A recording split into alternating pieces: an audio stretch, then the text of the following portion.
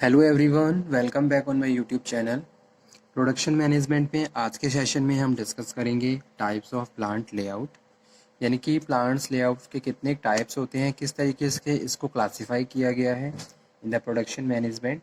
This we will discuss in today session, so hope so you will understand and study very carefully. Okay, so let's cover, and again I am saying this topic is also important, so please note down and study very carefully. Okay, so there are four main types of plant layout. Plant layout को classify किया गया है four parts में। सबसे पहले हम इसको categorise कर लेते हैं। सो types of plant layout classify in the four type. First one है प्रोडक्ट और लाइन लेआउट। प्रोडक्ट और line layout. Second one is process or functional layout. Process or functional layout. Third one is fixed position layout.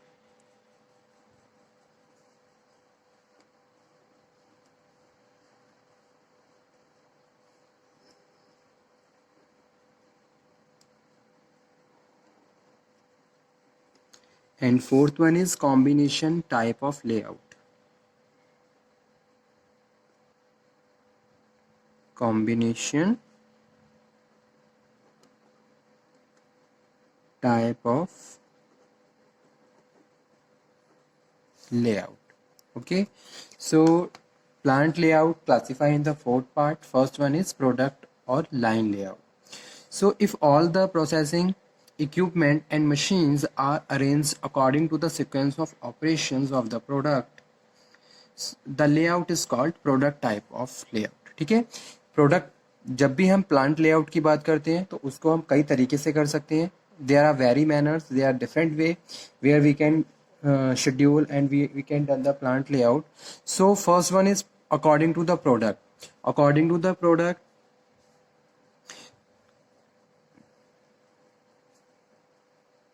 ठीक है। So according to the product machines sequence wise arrange की गई हैं। Processing of equipments को properly design किया गया है।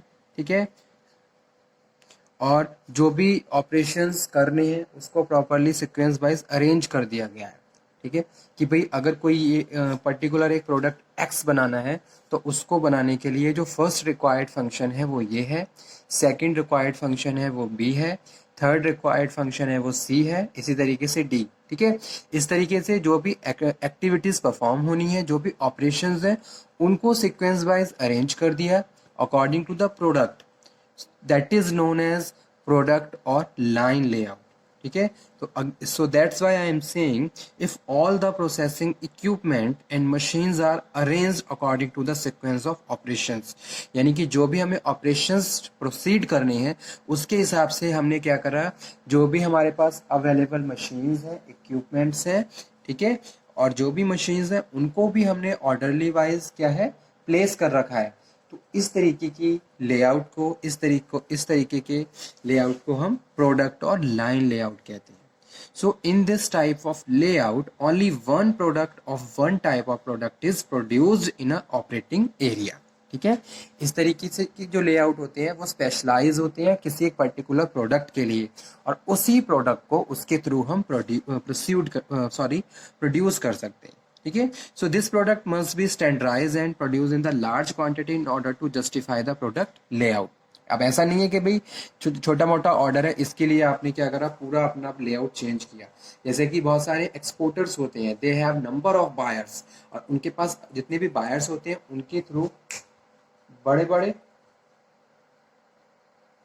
Orders होते हैं। ठीक है, so number of units they produced, so that's why they follow the plant layout process. ठीक है, एक बार में वो 5,000 टू अबव यूनिट प्रोड्यूस कर रहे हैं, ठीक है, या 10,000 का ऑर्डर है, यूनिट्स प्रोड्यूस कर रहे हैं, तो इस तरीके के ऑर्डर्स को प्रोसीड करने के लिए प्लांट लेआउट या प्रोडक्ट लेआउट को फॉलो करते हैं।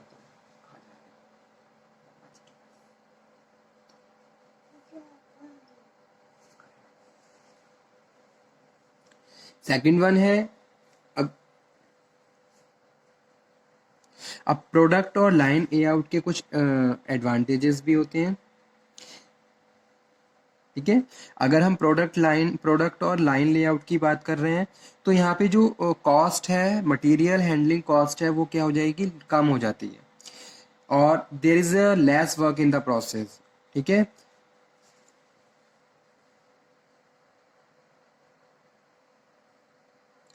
Because the raw material is supplied at a one end of the line, the goes from one operation to the next quite rapidly with the minimum work in process. और better तरीके से हम machines को use कर सकते हैं, better utilisation of machines and mans, because everything is sequence wise arranged and the number of persons कितने चाहिए वो प्रॉपरली वहाँ पे एक तरीके से डिफाइन है, डिवीजन ऑफ वर्क प्रॉपर हुआ है, किस प्रोसेस को करने के लिए किस तरीके के वर्कर्स की रिक्वायरमेंट है और कौन कहाँ पे प्लेस है, तो ये सारी चीज़ें हम बेटर तरीके से यूटिलाइज कर पा रहे हैं। And less floor area is occupied by material in the transit from the temporary storage, greater simplicity of production control, total production time is also minimized, ठीक है। सेकेंड वन है प्रोसेस और फंक्शनल लेआउट, जो कि यहाँ पे हम discuss कर रहे हैं। The process layout is particularly use where low volume of production is needed, ठीक है। लो वॉल्यूम ऑफ प्रोडक्शन है तो वहाँ पे आप प्रोसेस या फिर फंक्शनल लेआउट को फॉलो करते हो। If the products are not standardise, कोई स्टैंडर्डाइज्ड प्रोडक्ट नहीं है, the process layout is low desirable because it has greater process flexibility than other. In this case, type of layout, the machines are not arranged according to the sequence of the operation but are arranged according to the nature and type of the operations, ठीक है। तो जो भी operations का nature है उसके हिसाब से machines arrange हैं। So this layout is commonly suitable for non-repetitive jobs, okay। Same type of operations operation facilities are grouped together, such as lathes will be placed one from other place, all the drill machines are to be another place, and so on, okay। So process it is called process layout, ठीक है। अब यहाँ पे क्या है, आप क्या है ऑपरेशंस के हिसाब से उसको अरेंज कर रहे हो। जैसे ड्रिल मशीन है, ड्रिल मशीन अभी एक डिपार्टमेंट में है, फिर दूसरे डिपार्टमेंट में, फिर तीसरे डिपार्टमेंट में, ठीक है, according to the need and operations. So that's why इस तरीके के प्रोसेस लेआउट को हम प्रोसेस और फंक्शनल लेआउट बोलते हैं, ठीक है। So process carried out in the area of according to the machine available in that area. Now इसके भी कुछ एडवांटेजेस हैं। There will be less duplication of machines, okay. Total investment in the equipment purchase will be reduced. It offer better and more efficient supervision through the specialization at various levels. There is a greater flexibility in the equipment and manpower. Load distribution is easily controlled. Easily आप control कर सकते हो. Better utilization of machines यहाँ पे भी है। और breakdown of equipment can be easily handled by the transferring work to the another machines. और there will be better control of complicated and precision process, okay। so ये सब थे। उसके बाद थर्ड वन है fixed position layout. This type of layout is the least important today manufacturing industries because in this type of the layout the major component remain in a fixed location. कोई fixed location नहीं है। Other material, part, tools, machineries, manpower, and other supporting equipment are brought to this location. The major component or body of the product remain in the fixed position because it is too heavy or too big, and such as it is economical and convenient to bring the necessary tools and equipment to workplace along with the manpower.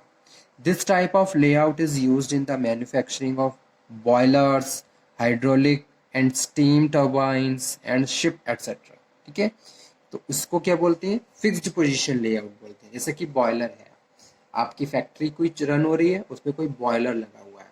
अब boiler की जो position है या फिर उसका जो place है वो क्या है, फिक्स्ड है। आप उसको क्या है रोटेट नहीं कर सकते, उसको मूव नहीं कर सकते, एक टाइम के बाद अब आप उसमें चेंजेस भी नहीं कर सकते, ठीक है। तो फिक्स्ड पोजीशन लेआउट, इस तरीके के ऑपरेशंस, इस तरीके के इन्वेस्टमेंट के लिए क्या है, हम फिक्स्ड पोजीशन लेआउट को फॉलो करते हैं।